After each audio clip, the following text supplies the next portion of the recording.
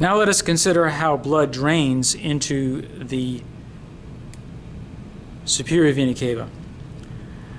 Blood from the left side of the head and the left arm are going to drain into the superior vena cava by way of the left brachiocephalic vein.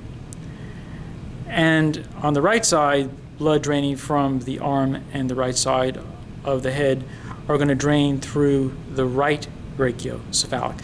So note this, that although you only have a brachiocephalic artery that's coming off the arch of the aorta, you do have a left and a right brachiocephalic vein that drain blood into the superior vena cava.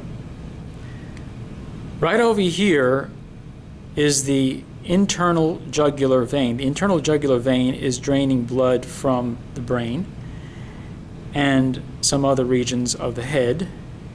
And right over here is the external jugular vein. So the external jugular vein is draining blood from the external regions of the head primarily, and the internal jugular vein is draining blood primarily from the brain.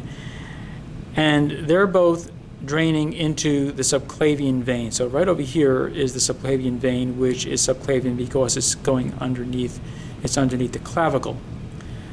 Before we leave this area, we should mention that there's another important structure indicated right over here between the internal jugular vein and the external jugular vein.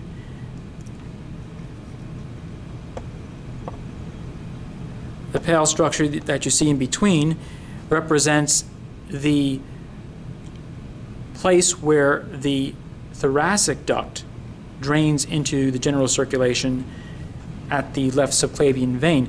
So that is how lymph from most of the body is draining back into the general circulation.